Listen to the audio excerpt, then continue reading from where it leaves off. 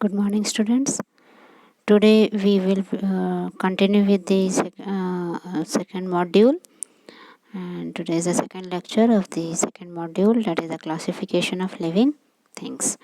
In the last class, we dealt about the classification of organisms, what is the history of the classification of organisms, and what are the reasons for classification, what are the advantages of classification, why do we need to classify organisms, then the types of classification, what are the basis for classification.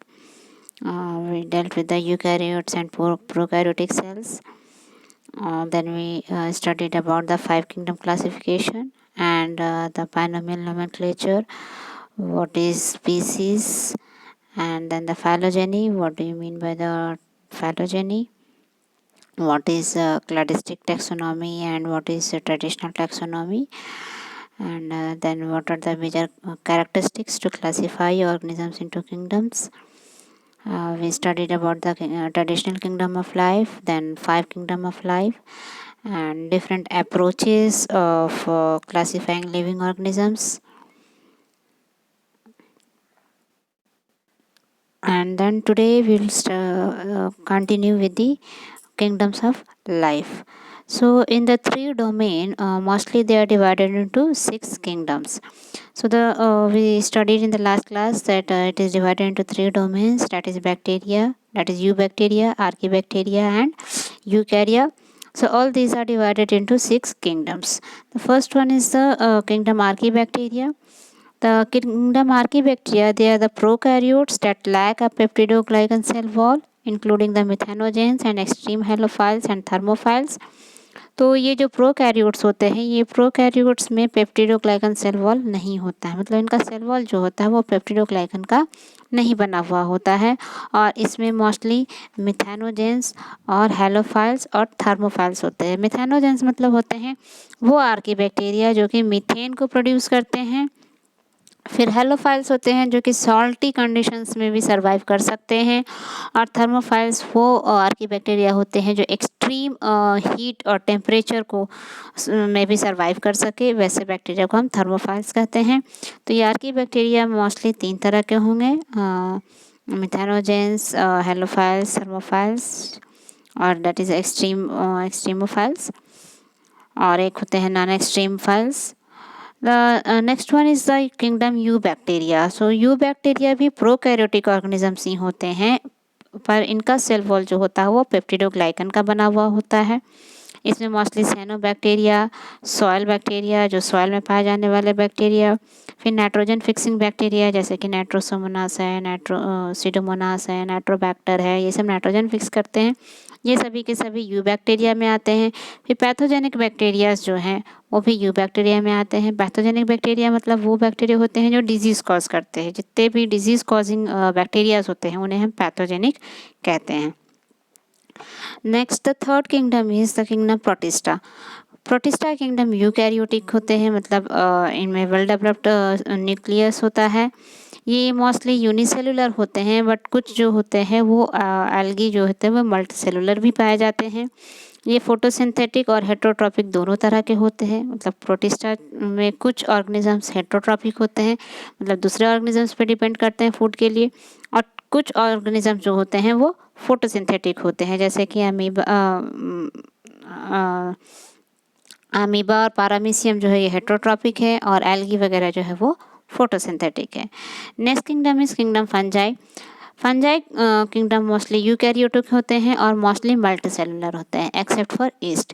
East को छोड़ करके east unicellular होता है, mostly जो है fungi जो है वो मल्टीसेलुलर होते हैं.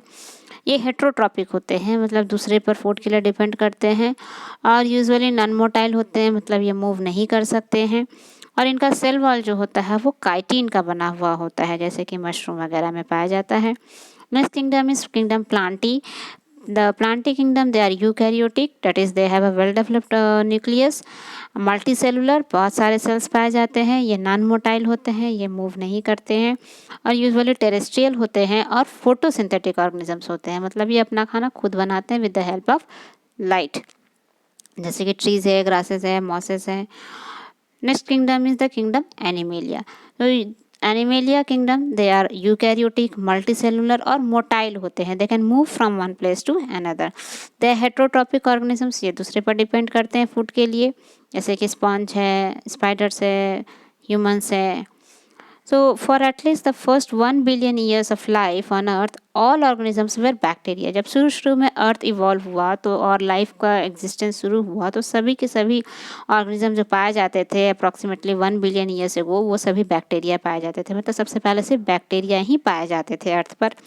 फिर अप्रॉक्सीमेटली 1.5 बिलियन ईयर्स एगो जो फर्स्ट यूकैरियोट्स अपीयर हुए. That's why biologists place living organisms into 6 general categories called kingdoms. और इसी के आधार पर बायोलॉजिस्ट ने सभी ऑर्गेनिजम्स को 6 जनरल कैटेगरीज में डिवाइड किया, जिन्हें हम किंगडम्स कहते हैं. Now this is the life's 3 domains, that is the domain bacteria, domain Archie and domain यूकैरिया. हमने इसके बारे में लास्ट क्लास में स्टडी किया था. जब डिफरेंट अप्रोचेस के बारे में पढ़ा था तो हमने बताया था कि 3 डोमेन सिस्टम भी एक अप्रोच है. तो इसमें जो है पहला है बैक्टीरिया. इस डोमेन में the bacteria are most diverse and widespread prokaryotes and are now divided among multiple kingdoms. Each of the rod shaped structures in this photo is a bacterial cell. Bacteria जो है ये बहुत ही diverse और wide spread prokaryotes है. मतलब ये भी primitive ही है, इसमें कोई न्यूक्लियस वेल डेवलप नहीं है. और ये मोस्टली बहुत सारे किंगडम्स में इसे भी बैक्टीरिया को भी डिवाइड किया जाता है. और इस फिगर में जो भी आपको ये रॉड शेप्ड स्ट्रक्चर्स दिख रहे हैं जितने सारे, ये सब के सब एक बैक्टीरियल सेल है. Then the next one is the kingdom domain archaea. So most of the prokaryotes known as archaea live in Earth's extreme environments. अब ये जो prokaryotes है archaea डोमेन में जो भी बिलोंग करते हैं, ये सभी अर्थ के एक्सट्रीम इन्वायरमेंट्स में रहते हैं, जैसे कि सॉल्टी लेक्स में रहेंगे या फिर बॉइलिंग हॉट स्प्रिंग्स में पाए जाते हैं. So they include multiple kingdoms. इसमें भी बहुत सारे किंगडम्स हैं आर्की के अंदर भी. Then the next one is domain eukarya. Domain eukarya में प्रोटिस्टा, फंजाई, प्लांटी, एनिमेलिया, ये चारों के चारों डोमेन यूकैरिया में ही आ जाते हैं because they are all eukaryotes. So सबसे पहला है प्रोटिस्टा. इसमें मल्टीपल किंगडम्स पाए जाते हैं. These are unicellular eukaryotes. Protista वो ही हैं जो कि यूनिसेलुलर होता है यूकैरियोट्स, लेकिन these are unicellular and they're relatively simple multicellular relatives. Next one is the kingdom fungi. It is defined in part by the nutritional mode of its members. अब kingdom fungi जो है उसका nutritional mode जो होता है mostly heterotrophic होता है और सैप्रोफाइटिक होता है. सैप्रोफाइटिक मतलब होता है dead and decade remaining organic matters पे ये अपना न्यूट्रिशन लेते हैं. The next one is the kingdom plantae. It consists of multicellular eukaryotes. Kingdom plantae में multicellular eukaryotes पाए जाते हैं और they carry out photosynthesis, the conversion of light energy into food. That is, they convert the light energy from the sun into food. The last one is the kingdom Animalia. It consists of multicellular eukaryotes that ingest other organisms. Animalia जो है वो multicellular organism होते हैं, eukaryotes होते हैं और इनका mode of nutrition injection के थ्रू होता है. मतलब ये अदर ऑर्गेनिजम्स को खाते हैं और फिर बॉडी के अंदर they digest it. Now this is the evolutionary relationship among the 3 domains. ये जो 3 domains है बैक्टीरिया, आर्की और यूकैरिया, इन तीनों के बीच का ये evolutionary relationship है. Eubacteria are thought to have diverged early from the evolutionary line that gave rise to the archaebacteria and eukaryotes. तो यूबैक्टीरिया जो है इसको सबसे अर्लीस्ट फॉर्म माना जाता है और इससे फिर डाइवर्ज होकर के आर्कीबैक्टीरिया और यूकैरिया डेवलप किए हैं. So the basis is the eubacteria. और आर्कीबैक्टीरिया और यूकैरिया में बहुत कुछ समानताएं पाई जाती हैं जो कि यूबैक्टीरिया से डाइवर्ज करते हैं. This is the tree of life. This phylogeny prepared from ribosomal RNA analysis shows the evolutionary relationships among the three domains. ये जो phylogenetic tree है इसमें ये राइबोसोमल आरएनए के एनालिसिस से बनाया गया है जो कि 3 डोमेन्स के बीच के evolutionary relationships को बताता है. The base of the tree was determined by examining genes that are duplicated in all the 3 domains. अब इसका जो बेसिस था ये वो जीन्स को लिया गया जो कि सभी में सबसे पहले डुप्लीकेट फॉर्म में पाए जाते थे. The duplication presently having occurred in the common ancestor. मतलब ये जो कॉमन एंसेस्टर्स थे उन सब से इन सब में आए हैं. तो ये जो जीन्स जो सब में पहले पाए जाते थे जो डुप्लीकेटेड थे उनसे इनको लिया गया है. वही बेस था और उसी के आधार पर ट्री वॉज कंस्ट्रक्टेड और उसी के बेसिस पर एक से ट्री को कंस्ट्रक्ट किया गया और दूसरे बेस से हमने उसे रूट मान लिया. This approach clearly indicates that the root of the tree is within the eubacterial domain. और इसके स्टडी से ये पता चला कि जो रूट था वो हमारा यूबैक्टीरिया था. मतलब जो बेसिक जो था वो यूबैक्टीरिया से ही हमारा बाकी लाइफ इवॉल्व हुआ है. तो यूबैक्टीरिया के बाद फिर आर्की बैक्टीरिया डाइवर्ज आउट हुआ और आर्की बैक्टीरिया के बाद में फिर यूकैरिया डेवलप किए. तो यूबैक्टीरिया में भी बहुत सारा डाइवर्जेंस है जैसे Aquifex, Thermotoga, flavobacteria, cyanobacteria, purple bacteria, gram positive bacteria. इस तरह से उनमें भी बहुत सारे ब्रांचिंग हुए हैं. And then came the archaebacteria. Archaebacteria में भी फिर है मिथेनोजेंस है, पैरोडिक्टम है, थर्मोप्रोटियस है, देन थर्मोकोकस, मिथेनोकोकस, मिथेनोबैक्टीरियम, थर्मोप्लाज्मा, हेलोबैक्टीरियम. ये सारे एक एक करके इवॉल्व हुए हैं. And then came the eukarya. Eukarya में पहला diplomonads, microsporidia, flagellates, Entamoeba, slime mould, ciliates, then plants, fungi, animalia, all these things they developed from the branches of the eukarya. Now let us deal each of the archaebacteria separately.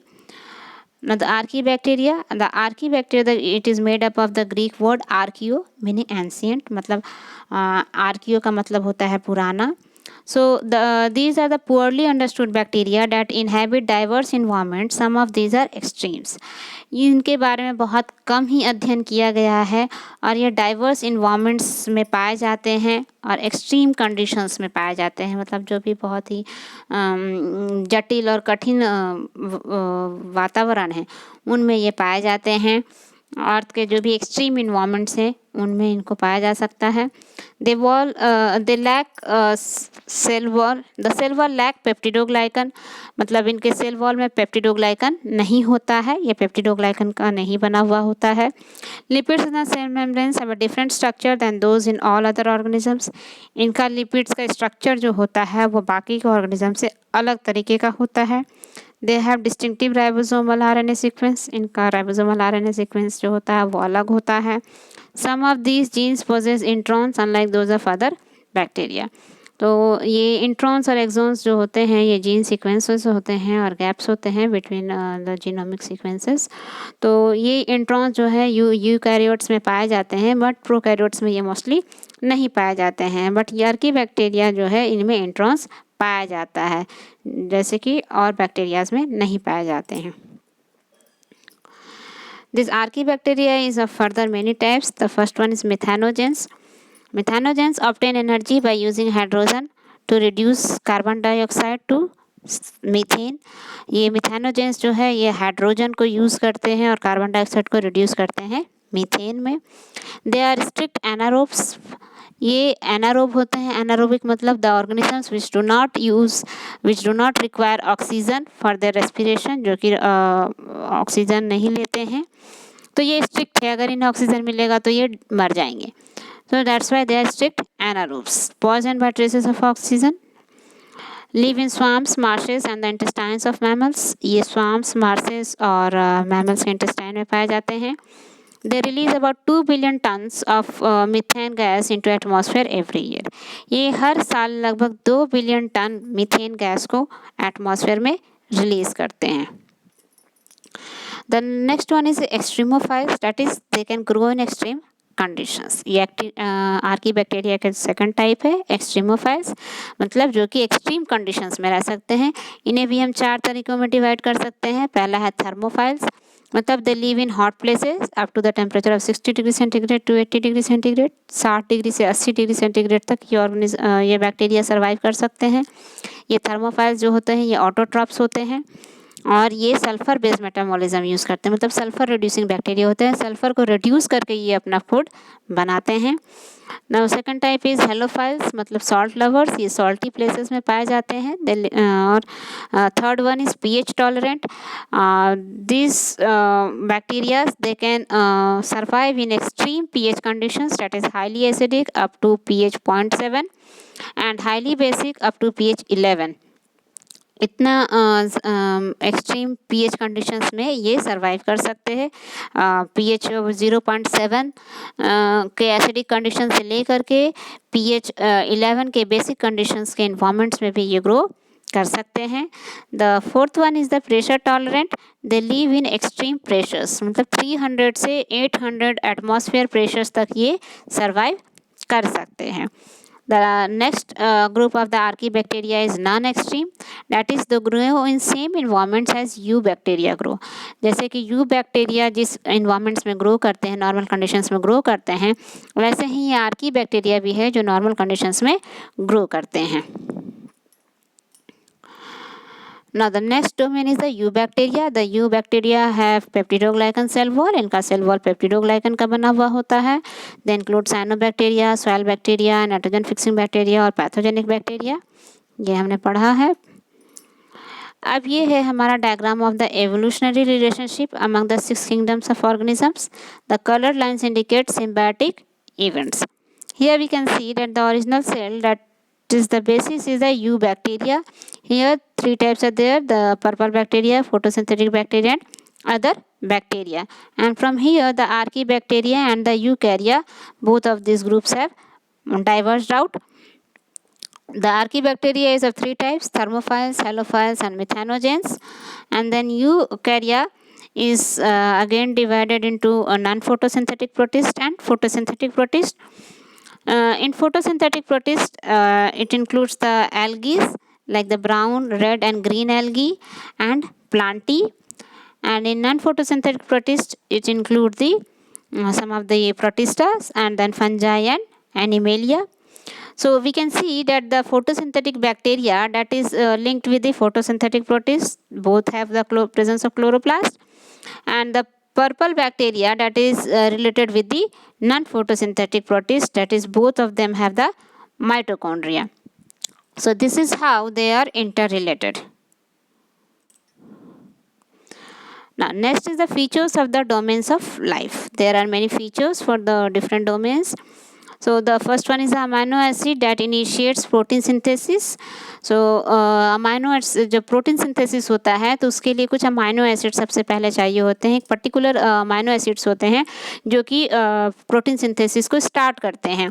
तो Archie में ये methionine होते हैं और यूकैरिया में भी methionine होते हैं. ये मेथियोनिन जो प्रोटीन सीक्वेंस है या अमाइनो एसिड सीक्वेंसेस है, इन्हीं से हमारा प्रोटीन सिंथेसिस स्टार्ट होता है. बट बैक्टीरिया में ये फॉर्माइल मेथियोनिन होते हैं. This is one of the difference between bacteria and archaea and eukarya. So you can see that the archaea and eukarya are interrelated, more closely related. Then the introns. The introns is present in archaea in some of the genes and in eukarya, but it is absent in bacteria. Bacteria में ये introns नहीं पाए जाते हैं, पर Archie और यूकैरिया में ये पाए जाते हैं. देन मेम्ब्रेन बाउंडेड ऑर्गेनेल्स, ये आर्की में और यूबैक्टीरिया दोनों में ये एब्सेंट होते हैं बिकॉज दे आर प्रोकैरियोट्स, और ये यूकैरिया में ये पाए जाते हैं. Then membrane lipid structure, archae में जो मेम्ब्रेन का लिपिड का स्ट्रक्चर होता है वो ब्रांच्ड होता है, जबकि यूबैक्टीरिया और यूकैरिया में ये अनब्रांच्ड होता है. तो हमने ये पढ़ा, जब आर्की पढ़ा तो हमने पढ़ा था कि उनका लिपिड मेम्ब्रेन स्ट्रक्चर जो होता है वो डिफरेंट होता है. फिर nuclear envelope that is absent in both archaea and eubacteria because they are prokaryotes, but it is present in eukarya because they are eukaryotes. Number of different RNA Archie में बहुत सारे आरएनएज होते हैं, यूकैरिया में भी बहुत सारे आरएनएज होते हैं, लेकिन बैक्टीरिया में सिंगल आरएनए होते हैं, सिंगल टाइप ऑफ आरएनए पाए जाते हैं। देन पेप्टिडोग्लाइकन इन सेल वॉल, तो आर्की में पेप्टिडोग्लाइकन नहीं पाया जाता, उनका सेल वॉल पेप्टिडोग्लाइकन का नहीं बना हुआ होता है। यूकैरिया भी पेप्टिडोग्लाइकन का नहीं बना हुआ होता है, जबकि बैक्टीरिया हमारा का सेल वॉल पेप्टिडोग्लाइकन का बना हुआ होता है। Now response to the antibiotics streptomycin and chloramphenicol। अब ये आर्की बैक्टीरिया और यूकैरिया जो है ये स्ट्रेप्टोमाइसिन और क्लोराम्फेनिकोल एंटीबायोटिक्स से इनका ग्रोथ इनहिबिट नहीं होता है, मतलब इसके प्रेजेंस से ये डिस्ट्रॉय नहीं होते हैं, जबकि बैक्टीरिया का ग्रोथ जो है वो इन एंटीबायोटिक से इनहिबिट हो जाता है, रुक जाता है। Now next one is the geological time scale. The geological time scale, the periods refer to different stages in the evolution of life on earth। Geological time scale का मतलब हुआ कि जो अर्थ के एवोल्यूशन का जो डिफरेंट स्टेजेस हैं उस पीरियड्स को हम कहते हैं geological time scale. The time scale is calibrated bye examining rocks containing particular kinds of fossils. अब ये जो टाइम स्केल को कैलिब्रेट किया गया है, ये जो रॉक्स हमें मिले हैं फॉसिल्स में, different kinds of particular fossils में, उनसे इनको क्लासिफाई किया गया है और इन फॉसिल्स को डेटिंग किया गया है with the radioactive isotopes located with in rock when it was form. जब वो रॉक बना तो उसमें जो रेडियोएक्टिव आइसोटोप्स का जो लॉक हुए हैं उनका जो रेडियो एक्टिविटी है उसके बेसिस पे रेडियो एक्टिव डेटिंग के थ्रू इनका डेटिंग किया गया है, इनको डेट दिया गया है। तो मोस्टली ये प्री कैम्ब्रियन और कैम्ब्रियन जियोलॉजिकल टाइम स्केल में आता है। तो प्री कैम्ब्रियन 2 पार्ट्स में डिवाइडेड है, आर्कियन और प्रोटेरोजोइक। तो जो ओल्डेस्ट डेटेड रॉक्स है वो अप्रॉक्सीमेटली 4500 मिलियन ईयर्स एगो पाया जाता था। दैट इज़ माना जाता है कि अर्थ का formation approximately 4.5 billion years ago हुआ था। तो द ओल्डेस्ट डेफिनेट फॉसिल्स, तो उसके बाद जो फॉसिल्स मिलना शुरू हुए वो अप्रॉक्सीमेटली 3500 मिलियन ईयर्स एगो मिलना शुरू हुए थे। सो उसी समय माना जाता है कि अपीयरेंस ऑफ लाइफ हुआ, लाइफ का एग्जिस्टेंस शुरू हुआ। और सबसे पहले प्रोकैरियोट्स एनारोबिक यानी मीथेन प्रोड्यूसिंग बैक्टीरिया और एनारोबिक यानी hydrogen sulphide forming photosynthetic bacteria पाए जाते थे। मतलब सबसे पहले जो ऑर्गेनिजम्स डेवलप हुए वो प्रोकैरियोट्स थे और ये दोनों एनारोबिक ही थे, मतलब ऑक्सीजन उस समय नहीं था अर्थ में, तो ये मीथेन प्रोड्यूसिंग और hydrogen sulphide forming photosynthetic bacteria पाए जाते थे। उसके बाद में फिर आया कीमो ऑटोट्रॉस, मतलब सल्फेट के थ्रू रेस्पिरेशन करने वाले केमिकल्स को ब्रेक डाउन करके और अपना एनर्जी डिराइव करने वाले ऑर्गेनिजम्स डेवलप हुए after 3500 million years ago. And then during the end of the Archean period the iron जो था वो ओशन से ख़त्म हो गया और उसके बदला ऑक्सीजन जब एटमॉस्फेयर में आ गया तो आयरन ऑक्सीजन के साथ में कंबाइन करके आयरन ऑक्साइड्स बना लिया अप्रॉक्सीमेटली 2500 मिलियन ईयर्स एगो। और तब जा कर के ऑक्सीजन फॉर्मिंग फोटोसिंथेटिक बैक्टीरियाज का अपीयरेंस पाया जाने लगा, जो कि साइनोबैक्टीरिया के नाम से जाने जाते हैं। Then in the Proterozoic period, oldest compartmentalized fossil cells were found approximately 1500 million years ago, करीब 1500 मिलियन ईयर्स ago पहले कंपार्टमेंटलाइज्ड फॉसिल सेल्स पाए जाने लगे। मतलब ऐसे सेल्स जिसमें ऑर्गेनेल्स जो थे वो कंपार्टमेंट्स में बने हुए थे, मतलब यूकैरियोट्स सेल ऑर्गेनेल्स के चारों तरफ एक मेम्ब्रेन बाउंड स्ट्रक्चर्स था, तो उन्हें हम कहते थे यूकैरियोट्स। तो ये appearance of aerobic oxygen using respiration शुरू हुआ और 1500 मिलियन ईयर्स एगो के बाद में फर्स्ट यूकैरियोट्स का एवोल्यूशन हुआ। Then the oldest multicellular fossils were found approximately 570 to 600 million years ago, 570 से 600 मिलियन ईयर्स एगो पहले फिर ये फर्स्ट मल्टीसेलुलर ऑर्गेनिजम्स का एवोल्यूशन हुआ। Now the characteristics of the 6 kingdoms. There are the basic characteristics of the six kingdoms are the means of genetic recombination. जो genetic recombination होता है organisms के बीच में, मतलब जो जीन्स आपस में रिकम्बाइन करते हैं, तो उनका अलग अलग मोड है। जैसे प्रोकैरियोट्स है, तो उनमें बैक्टीरिया वगैरह में जो है mode of genetic recombination conjugation, transduction या ट्रांसफॉर्मेशन होता है। देन बाकी के ऑर्गेनिज्म जैसे कि प्रोटिस्टा है, फंजाई है, प्लांटी है, एनिमेलिया है, इन सब में फर्टिलाइजेशन और मियोसिस होने लगता है। इन सब में जो है गैमेट्स का फॉर्मेशन होता है और सेल डिवीज़न होता है थ्रू मियोसिस, और सेल फ्यूज़न होता है by the process of fertilisation. Then mode of nutrition, तो बैक्टीरिया में it is autotrophic, either chemosynthetic और फोटोसिंथेटिक और हेट्रोट्रॉपिक, सभी मोड ऑफ न्यूट्रिशन है। प्रोटिस्टा में इट इज़ फोटोसिंथेटिक और हेट्रोट्रॉपिक और कॉम्बिनेशन ऑफ बोथ, या तो दोनों होता है। फंजाई में it is absorption mode, saprophytic mode of nutrition होता है, मतलब फूड जो होता है वो बाहर डाइजेस्ट होते हैं और फिर वो डाइजेस्टेड फूड को, सिंपलर फॉर्म को वो एब्जॉर्ब करते हैं अपने अंदर।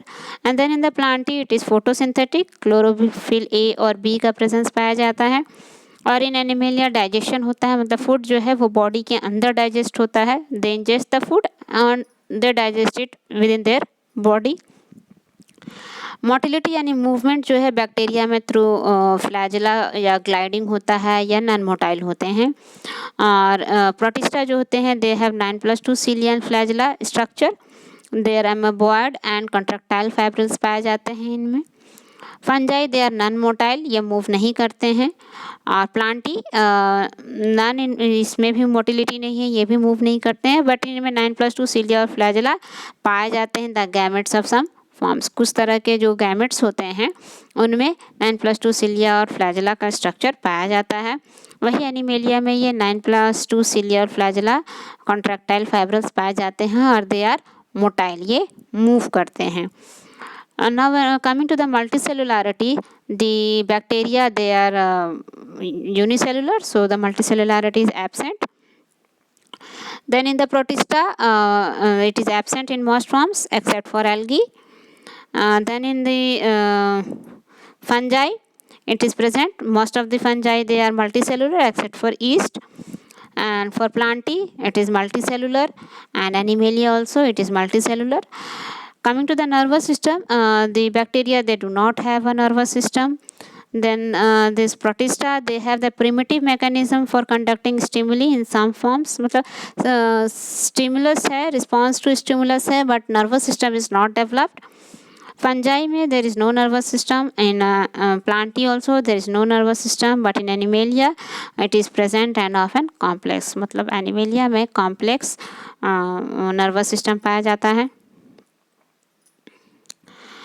Now we'll deal with each of the kingdoms separately. Now coming to the first kingdom, that is the Monera. Kingdom Monera, it is a prokaryotic single celled organism. ये prokaryotes होते हैं, मतलब न्यूक्लियस जो है वेल डेवलप नहीं होते हैं, ये सिंगल सेल होते हैं। While not very diverse morphologically, they are very diverse at the biochemical level, including heterotrophic, phototropic and chemoautotropic species. मतलब मॉर्फोलॉजिकली स्ट्रक्चर बेसिस पर ये डाइवर्स नहीं होते हैं, अलग अलग तरह के नहीं होते हैं, लेकिन मोड ऑफ न्यूट्रिशन के बेसिस पर इनका बहुत सारा डाइवर्सिटी पाया जाता है। जैसे कुछ जो है बायोकेमिकल लेवल पे भी उनका डाइवर्सिटी पाया जाता है। कुछ ऑर्गेनिजम्स इसमें हेटरोट्रॉपिक होते हैं, कुछ फोटो ऑटोट्रॉपिक होते हैं, कुछ कीमो ऑटोट्रॉपिक होते हैं। इस तरह से इनमें ये डाइवर्सिटी पाई जाती है। Some with cell wall, but cell walls compose of peptidoglycan not cellulose. अब ये मोनेरा किंगडम में जो है ऑर्गेनिजम्स, इनमें कुछ में सेल वॉल पाए जाते हैं, बट ये सेल वॉल जो होते हैं वो पेप्टिडोग्लाइकन का बना होते हैं, न कि सेलुलोज जैसे कि हायर प्लांट्स में पाए जाते हैं। Includes heterotrophic eubacteria, cyanobacteria and archaebacteria. ये मोनेरा किंगडम में हेट्रोट्रॉपिक यूबैक्टीरिया, वो यूबैक्टीरिया जो कि हेट्रोट्रॉपिक हैं, साइनोबैक्टीरिया और आर्कीबैक्टीरिया, ये सभी के सभी मोनेरा किंगडम में ही इंक्लूड होते हैं।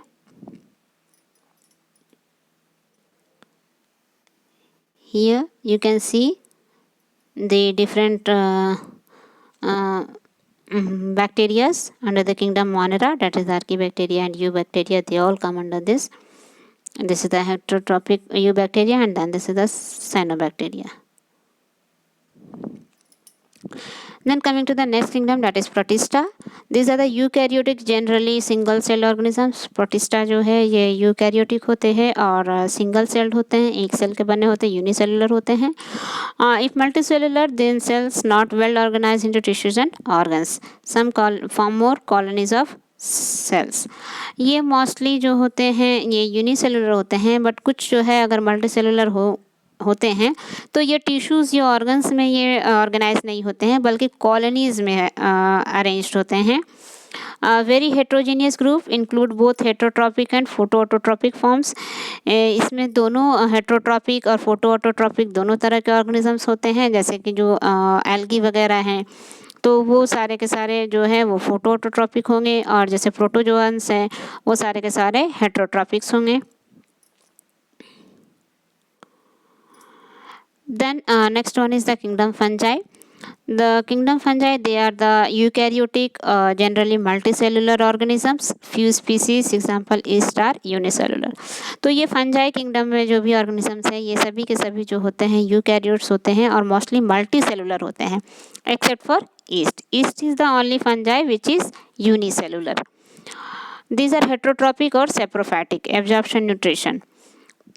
ये हेट्रोट्रॉपिक होते हैं, मतलब दूसरे पर फूड के लिए डिपेंड करते हैं, और इनका मोड ऑफ न्यूट्रिशन सेप्रोफैटिक होता है, मतलब dead and decade organic matter से ये अपना फूड डिराइव करते हैं. ये जो है एंजाइम्स को बाहर रिलीज करते हैं, फूड को ब्रेक डाउन कर लेते हैं सिंपल सब्सटेंसेस में और फिर उसको एब्जॉर्ब करते हैं. So the absorptive mode of nutrition is found in fungi. Most with cell walls usually composed of chitin and complex life histories. ये फंजाई जो होते हैं इनमें सेल वॉल्स पाए जाते हैं, काइटिन के बने हुए होते हैं सेल वॉल, जबकि बैक्टीरिया में पेप्टिडोग्लाइकन का बना हुआ होता है. फंजाई में ये काइटिन से बना हुआ होता है और इनका कॉम्प्लेक्स लाइफ हिस्ट्री होता है. These include molds, yeast, rust and mushrooms. Then the next one is the kingdom Plantae. So these are the eukaryotic multicellular organisms with cells organized into distinct tissues. ये multicellular होते हैं, eukaryotic होते हैं और इनका sales जो होता है वो टिश्यूज़ में, डिस्टिंक्ट टिश्यूज़ में ऑर्गेनाइज्ड होता है. ये फोटो ऑटोट्रॉपिक होते हैं, मतलब लाइट को यूज़ करके अपना खाना खुद बनाते हैं. Most adapted for a terrestrial existence and possessing vascular tissues. ये मोस्टली जो टेरेस्ट्रियल लैंड पे रहने के लिए अडेप्टेड होते हैं और इनका वैस्कुलर टिश्यूज़ होता है. वैस्कुलर टिश्यूज से they conduct their food and water. मतलब भोजन और पानी को जो है वो एक जगह से दूसरी जगह ट्रांसलोकेट करते हैं, पहुंचाते हैं through vascular tissues. Cells with chloroplast and cellulose cell walls.